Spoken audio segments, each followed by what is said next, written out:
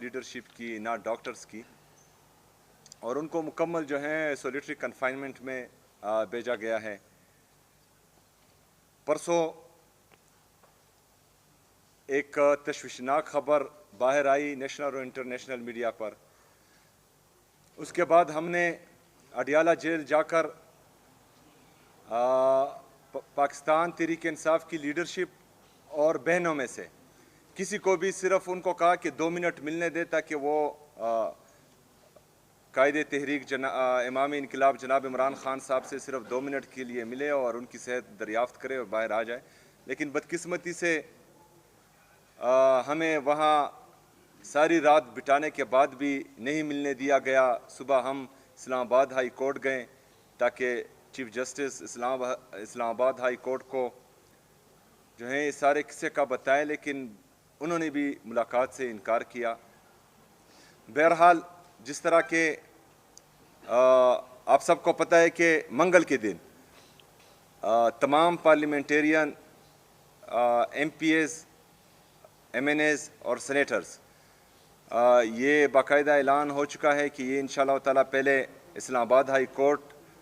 کے سامنے پرامن احتجاج کریں گے تاکہ عمران خان صاحب اور ان کی اہلیہ بشرا بی بی جن کو ناحق قید کیا ہوا ہے ان کے کیسز جلد از جلد سنے جائیں،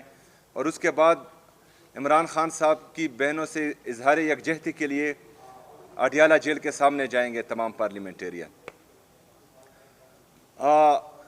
آج ہماری پارلیمانی پارٹی کا اجلاس ہوا جس میں یہ فیصلہ کیا گیا کہ انشاءاللہ ہم جو 4 دسمبر کو این ایف سی کی میٹنگ ہو رہی ہے اس میں شرکت کریں گے انشاءاللہ۔ ہم وہاں پر اپنے صوبے کا اور اپنے صوبے کی عوام کا مقدمہ بہترین انداز میں لڑیں گے، جیسا کہ ہم نے آپ سب کو بار بار بتایا ہے کہ ہمارے قبائلی اضلاع جن کو 2018 میں انتظامی طور پر خیبر پختونخوا میں شامل کیا گیا، لیکن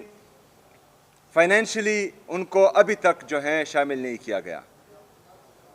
جو ہمارا این ایف سی میں شیئر بنتا ہے آئینی اور قانونی طریقے سے 2018 سے لے کر 2025 تک وہ حصہ خیبر پختونخوا کو نہیں مل رہا، جو ان کانسٹیٹیوشنل ہے اور غیر آئینی ہے، کیونکہ آئین میں لکھا ہے کہ جو این ایف سی کا شیئر ہے وہ تمام 4 صوبوں میں تقسیم ہوگا۔ چونکہ قبائلی اضلاع فائنینشلی طور پر مرج نہیں کیے گئے اور وہ شیئر ابھی تک 3.5 صوبوں میں تقسیم ہو رہا ہے، جس میں خیبر پختونخوا کا صوبہ آدھا شامل ہے اور آدھا شامل نہیں ہے۔ ابھی تک جو ہماری اسٹیمیٹ ہے این ایف سی کی مد میں ان 7 سالوں میں یہ تقریباً 1350 ارب روپے بنتے ہیں جو ابھی تک خیبر پختونخوا کو نہیں دیے گئے۔ صرف یہ این ایف سی میں ہمارے ساتھ ہو رہا ہے، باقی جو این ایچ پی ہیں یا قبائلی اضلاع کے ساتھ 3% ڈویزیبل پول میں 10 سال کے لیے وعدہ کیا گیا ہے، وہ رقم اس سے الگ ہے۔ اس این ایف سی کے حوالے سے کل بروز پیر تمام یونیورسٹیز خیبر پختونخوا کی یونیورسٹیز میں سیمینار منعقد ہوں گے تاکہ ہم اپنے تمام جو ہمارے طلباء اور طالبات ہیں ان کو ایجوکیٹ کر سکے این ایف سی پر۔ نوجوانوں کے سیشن ہوں گے تاکہ نوجوانوں کو خیبر پختونخوا کے نوجوانوں کو بھی یہ بات ان کے علم میں ہو کہ خیبر پختونخوا کے ساتھ امتیازی سلوک ہو رہا ہے۔ اس این ایف سی پر میں نے اسپیکر صوبائی اسمبلی بابر سلیم سواتی صاحب سے بھی یہ ریکویسٹ کی ہے کہ تمام پارٹیز کے پارلیمانی لیڈرز کو جو خیبر پختونخوا کی اسمبلی میں موجود ہیں ان کو بھی اعتماد میں لیں، اور انشاءاللہ خیبر پختونخوا کی عوام، خیبر پختونخوا کی تمام سیاسی جماعتیں ہم کوشش کریں گے کہ ہمارا موقف ایک ہی ہو اور یہ حق पाकिस्तान तहरीक इंसाफ का नहीं है, ये सुहेल अफरीदी या बाबर सलीम सुवाती का नहीं है, ये खैबर पख्तूनख्वा का है और खैबर पख्तूनख्वा की आवाम का है, और हमने मुश्तरका इंशाअल्लाह ताला इस हक़ के लिए लड़ना है इंशाअल्लाह ताला। शुक्रिया। देखिए जी, हमने इस प्रेस कॉन्फ्रेंस में, क्योंकि ये आप सब का भी हक़ है, आप सब के हक़ पर भी डाका डाला जा रहा है। ये सिर्फ सूबाई हुकूमत या प्रोविंशियल असम्बली की ज़िम्मेदारी नहीं है, ये हमारी तमाम सहाफ़ी बरादरी के हर मकतबा फ़िक्र के लोगों की ज़िम्मेदारी है कि हमने अपना फोकस सिर्फ़ और सिर्फ इस NFC अवार्ड पर रखा है। जो एहतजाज है, पुरअमन एहतजाज, वो इंसाफ के हसूल के लिए है, वो हमने अपनी सियासी जदोजहद एक साइड पर रखनी है। लेकिन ये जो NFC में हमारा शेयर है, ये हम सब का है, तो इसके लिए जो है अपनी आवाज़ मुश्तरका उठानी है। आपने भी उठानी है, मैंने भी उठानी है, हमारे टीचर्स ने, हमारे डॉक्टर्स ने, हमारे मजहबी जमातों ने और तमाम मकतबा फ़िक्र के लोगों ने उठानी है वो आवाज़। और आप सब ने जो है अपना फोकस सिर्फ़ और सिर्फ इस NFC अवार्ड पर रखना है। देखिए जी, ये तो साफ बात है, जो खैबर पख्तूनख्वा के साथ और खैबर पख्तूनख्वा की हुकूमत के साथ और ख़ास कर पाकिस्तान तहरीक इंसाफ के साथ हो रहा है, तो वो यही चाहते हैं कि हम तसादुम की तरफ जाएं, लेकिन हमने हरगिज़ तसादुम की तरफ नहीं जाना, और साथ में ये भी कि हमने किसी भी कुर्बानी से दरेग नहीं करना इंशाअल्लाह ताला। देखिए जी, सबसे पहले बात कि एहतजाज, आप सही कह रहे हैं कि वो पार्टी तंजीम का काम है, और इंशाअल्लाह ताला मैंने बहैसियत वर्कर उनका मुकम्मल साथ देना है। हमारी जो सूबाई हुकूमत के कैबिनेट के मेंबर्स हैं, उन्होंने भी बहैसियत कारकुन उनका साथ देना है, और हमारे जो पार्लियामेंटेरियन हैं उन्होंने भी। जो परसों का सिट इन था, धरना था पुरअमन सुबह तक अडियाला जेल के सामने, वो मेरा जो है बहैसियत चीफ मिनिस्टर अपना फैसला था, क्योंकि ये एक वज़ीर आला के साथ नाइंसाफ़ी थी, इम्तियाज़ी सलूक था। क्योंकि इससे पहले आप जिस तरह आपको पता है कि बाकी वज़ीर आला उनको पाकिस्तान एयर फोर्स का जहाज़ इधर से उधर लेकर जाते हैं, लेकिन खैबर पख्तूनख्वा के वज़ीर आला का, आपके वज़ीर आला का, आप सब के वज़ीर आला का पासपोर्ट जो है वो स्टॉप लिस्ट में डाला गया है।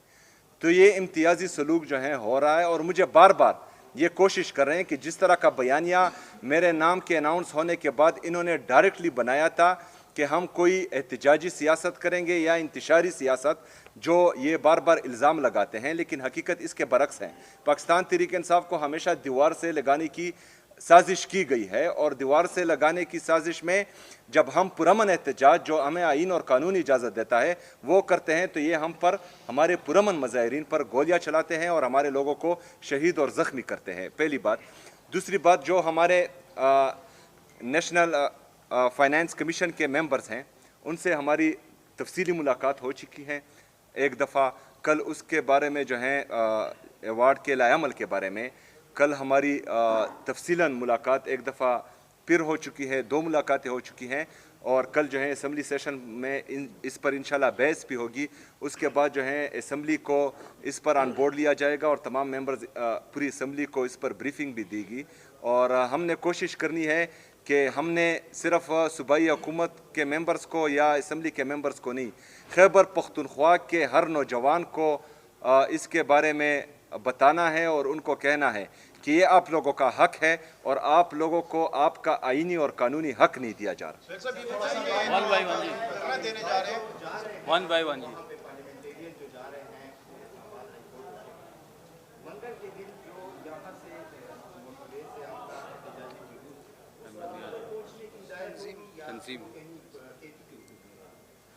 देखिए जी,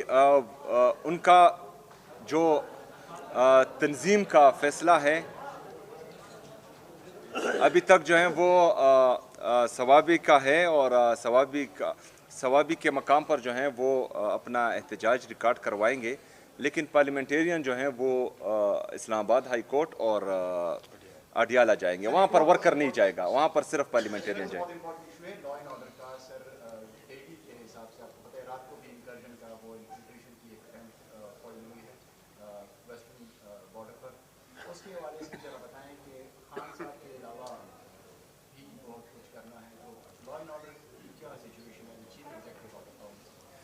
دیکھیں